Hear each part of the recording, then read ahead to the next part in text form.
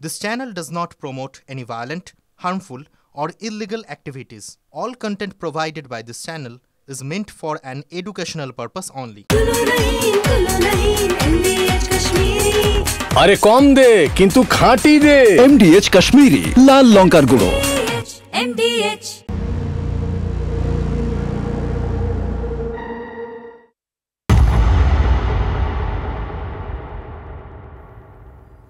বেশ কয়েকটা সেরা ছবি দেখানোর পর এবার বিস্তারিত খবর আসতেই হবে। আর এবার শুরুতেই যে খবরে নজর রাখবো, পুজোর পরেই স্কুল সার্ভিস কমিশনে নিয়োগ পরীক্ষার ফল নভেম্বরে শুরু হবে ইন্টারভিউ। এই কথা জানালেন খোদ এসএসসির চেয়ারম্যান সিদ্ধার্থ মজুমদার।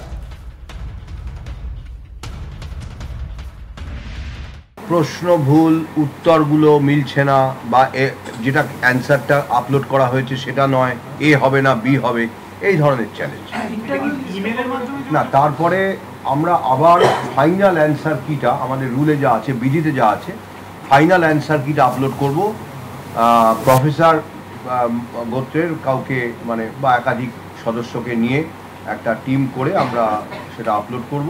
তারপরে আমাদের ইভ্যালুয়েশন। ব্যাস, আর কোনো প্রশ্ন? আমাদের তো একটা নির্দিষ্ট টাইম বেঁধে দেওয়া আছে। আমাদের তো অনারেবল সুপ্রিম কোর্টের নির্দেশ অনুসারে একটা তো সময়সীমা আছে 31শে ডিসেম্বর। তার জন্য আমরা বলেছি যে নভেম্বর মাস থেকে ইন্টারভিউ শুরু এবং ইন্টারভিউ প্রক্রিয়া চালু থাকবে। এটা আমরা হলফনামা দিয়ে শীর্ষ আদালতে জানিয়েছি। তা আমরা সেই সময়সীমা মেনে কাজ করবার চেষ্টা করি। নবম দশমের পর এসএসসির একাদশ দ্বাদশে নিয়োগের পরীক্ষাও ভালোই মিটল। এক সপ্তাহের মধ্যে আরও একটা পরীক্ষা নির্বিঘ্নেই কাটল। 12,514টি শূন্য পদের জন্য পরীক্ষা দিলেন প্রায় 2.5 লক্ষ পরীক্ষার্থী। কোনো দাগি চাকরিহারা পরীক্ষায় বসেননি তো, উঠছে প্রশ্ন।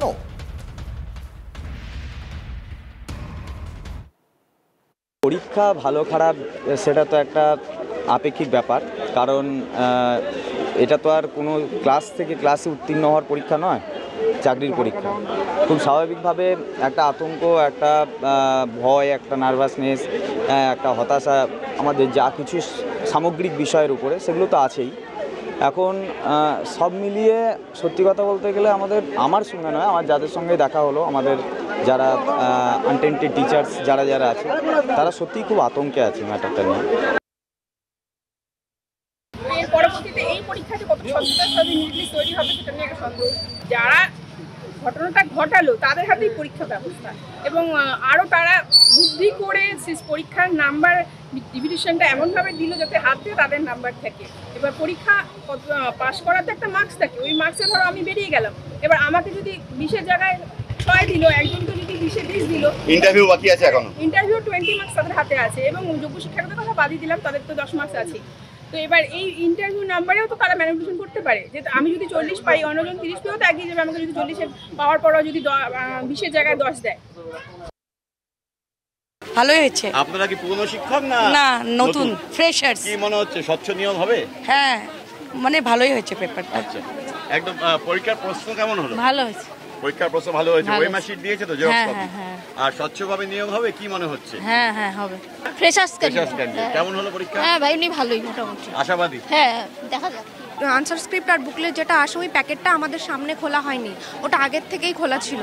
আর ইনভিজিলেশনও ভীষণ খারাপ হয়েছে, ভীষণ। ক্যান্ডিডেটসরা ওখানে বসে টিচার না ইনভিজিলেশন ক্যান্ডিডেটসরা ওখানে বসে টিচারের সামনে অবধি কথা বলেছেন, আর টিচাররাও ক্লাস ছেড়ে বারবার চলে গেছেন। আমি বলি, আমাদের যারা বিরোধী দলের কোনো দায়িত্ববান সদস্য, তাদের মামলা করার গণতান্ত্রিক অধিকার আছে, হক আছে, আপনারা মামলা করুন, আমরা চাই। এবং আমি এও বলি যে এই পরীক্ষা এতটাই নির্ভুল হয়েছে, এটা আপনারা মনে রাখবেন, নিশ্চয়ই মামলা করবেন, কিন্তু মনে রাখবেন যারা পরীক্ষা দিলেন, যারা এই পরীক্ষার জন্য অনেকে তাকিয়ে আছেন, তারা আপনাদের রাজ্যের, আপনার রাজ্যের, তারা বাসিন্দা, অধিবাসী এবং আমাদেরই ছেলেমেয়ে। আজ একাদশ দ্বাদশে নিয়োগ পরীক্ষাতেও ভিন রাজ্যের পরীক্ষার্থীদের ভিড়। হিন্দি মাধ্যমে শূন্যপদ 370, ভিন রাজ্যের পরীক্ষার্থীর সংখ্যা 13,500-এরও বেশি। বেশিরভাগ পরীক্ষার্থী এসেছেন উত্তরপ্রদেশ, বিহার, ঝাড়খণ্ড থেকে। ডাবল ইঞ্জিন সরকারকে কটাক্ষ শিক্ষামন্ত্রী ব্রাত্য বসু। कहाँ से आए हैं? प्रयागराज से। प्रयागराज से कलकत्ता पे क्यों? वहाँ पर क्या नहीं हो रहा है एग्जाम? यूपी में अभी इस समय एग्जाम नहीं हो रहा है, यहाँ आया था तो यहाँ के लिए दिए थे। लेकिन इसमें प्रीवियस ईयर में स्कैम हुआ है। हाँ, प्रीवियस में स्कैम हुआ था, लेकिन इस बार देखा जा रहा है कि अच्छा कराएंगे लोग, तो शायद होने की संभावना है। यूपी से? तो यूपी से इतना दूर क्यों? यूपी में एग्जाम नहीं हो रहा है? इस समय तो नहीं हो रहा है, 2022 से वैकेंसी आए हैं, अभी तक पेपर नहीं हुआ। इसमें तो प्रीवियस ईयर में स्कैम हुआ है कल बंगाल में। क्या प्रत्याशा कर रहे हैं कि इस बार अच्छे से होगा? अब उम्मीद तो है। यूपी से। यूपी के कहाँ से? प्रयागराज। यूपी में एग्जाम नहीं हो रहा है अभी? अभी नहीं। वैकेंसी बहुत दिन से लगी, अभी नहीं हो रहा है। गाजीपुर जिले से। गाजीपुर से। मैडम इतना दूर से बंगाल क्यों आए? वहाँ पर वैकेंसी अपडेट नहीं हो रहा है? वैकेंसी नहीं वैकेंसी नहीं आ रही थी। एग्जाम नहीं हो रही है? नहीं। 31,362 জন ভিন রাজ্য থেকে এসেছেন আমাদের পশ্চিমবঙ্গ রাজ্যের অধিবাসী নন তারা। আর আজকের পরীক্ষায় 13,517 জন 13,517 জন বাইরের রাজ্য থেকে এসেছেন। এদের মধ্যে একটা খুব বড় অংশ এসেছেন উত্তরপ্রদেশ এবং বিহার থেকে। অর্থাৎ এটা উল্লেখ না করে পারা যাচ্ছে না যে তথাকথিত বহু ঢক্কা নিনাদে শোনা, বহু আড়ম্বর প্রসূত শব্দ ডবল ইঞ্জিন, সেই ডবল ইঞ্জিন সরকারের তাদের সাফল্য বা ব্যর্থতার খতিয়ান আসলে কত, এই তথ্য থেকে আপনারা তার একটা হিসেব আন্দাজ আপনারা পাবেন। আমাদের রাজ্যের ছেলেমেয়েরাও ভিন রাজ্যে পরীক্ষা দিতে যাচ্ছেন, সেই সংখ্যাটা কত? একটা সময় পশ্চিমবঙ্গ মানুষকে রোজগার দিত, নতুন নতুন কর্মসংস্থানের পথ দেখাতো। একটা সময় ব্রিটিশ চলে যাবার পরে আমাদের বাণিজ্যে কন্ট্রিবিউশন ছিল 27%। আমাদের রাজ্যে এফডিআই এখন 0.6%। আর বাংলাকে গুজরাট হতে দেব না যারা বলেন, গুজরাটের এফডিআই হচ্ছে 39.6% আর আমাদেরটা 0.6। এই তো চিত্র।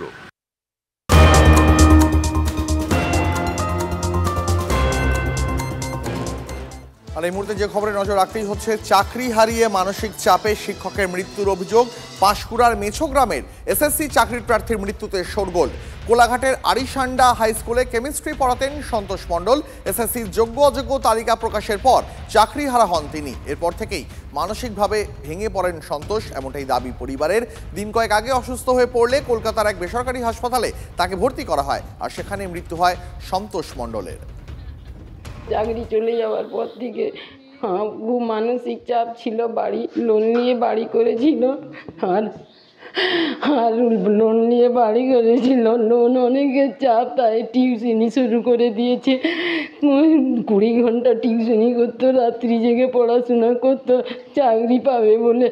বাচ্চা দুটো ছোট ছোট, একটা 3 বছরের, একটা 10 বছরের।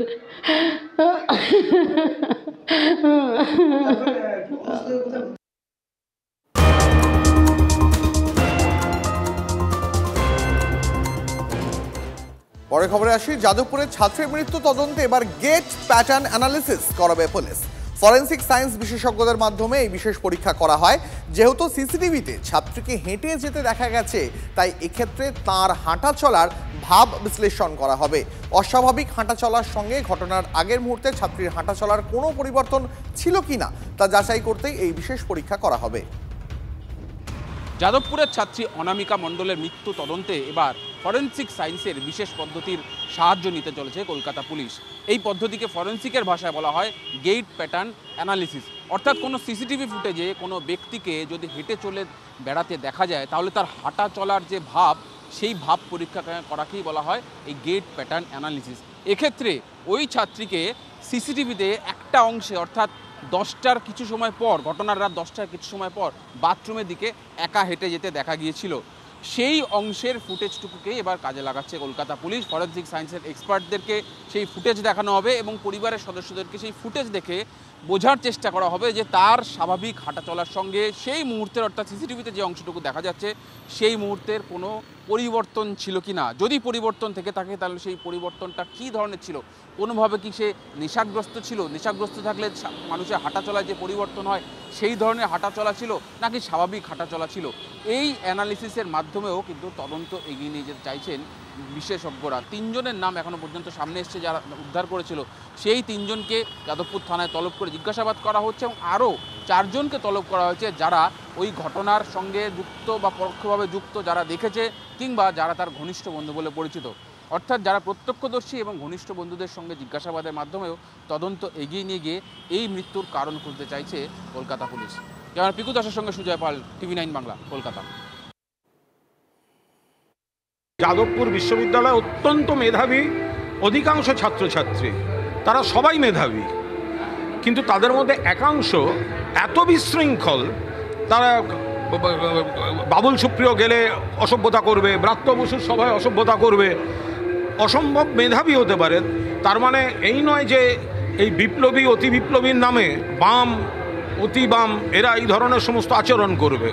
তো এখন এই যে এর আগে স্বপ্ননীলের মৃত্যু, তারপরে এই মেয়েটির মৃত্যু, এখন আবার আজকে যা যা শোনা যাচ্ছে, ওই এলাকার ওই যাদবপুর ইউনিভার্সিটির মধ্যে আর ওই যে ছেলে মেয়েগুলি এইসব চক্রে জড়িত, তাদের তো একাংশ, সবাই তো নয়, এদের সমাজ চিনে নিচ্ছেন এবং এদের একদম কড়া আইনি ব্যবস্থা দরকার।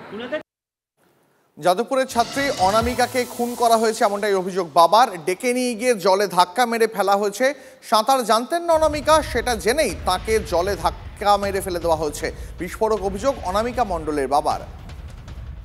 তো একটাই কথা এখন মনে হচ্ছে যে ও তো ইচ্ছাকৃত ওইভাবে জলে পড়ে যায়নি। ওকে ও যে স্পটটা থেকে ওর দেহটা পাওয়া গেছে সেখানে কেউ ওকে ডেকেছিল, হয়তো গেছিল, তারপরে ওকে ধাক্কা দিয়ে ফেলে দিয়েছে এরকম মনে হচ্ছে। তার কারণ ও সাঁতার জানতো না, আরো অন্ধকার জায়গাকে খুব ভয় পায়। মানে আপনার কোনো ঘর বলুন কিংবা বলুন, ও একা যেত না। এমনকি ছোট পোকাও যদি ঘরে ঢুকে যেত ও চিৎকার চেঁচামেচি করতো, সেই ঘরের দরজা বন্ধ করে দিয়ে অন্য ঘরের মধ্যে ঢুকে যেত। তো সেক্ষেত্রে ওই রকম একটা জায়গায় যেখানে লাইট নেই, কিচ্ছু নেই, সেখানে ও একা গেছে, ওকে কেউ ডেকেছে, না হলে ও একা ওখানে যাবে না। আমি ধরেই নিই যদি ও বাথরুমেই যায়, একা ওই বাথরুমে ওখানে যাবে না, ওকে কেউ ডেকেছে, ও গেছে, ওকে ধাক্কা দিয়ে ফেলে দিয়েছে। এখন ওকে যদি কোনো মানে বন্ধু কিংবা কেউ যদি ওকে ওই রকম কোনো প্রস্তাব দেয়, সেই প্রস্তাবে হয়তো ও রাজি হয়নি, যার জন্য সে হয়তো ওই সময়টার অপেক্ষা করছিল, এই কারণেই হতে পারে এটা, যে সেই কারণের জন্য ও হয়তো রাজি হয়নি সেই প্রস্তাবে, যার জন্য ওকে ধাক্কা দিয়ে ফেলে দিয়েছে।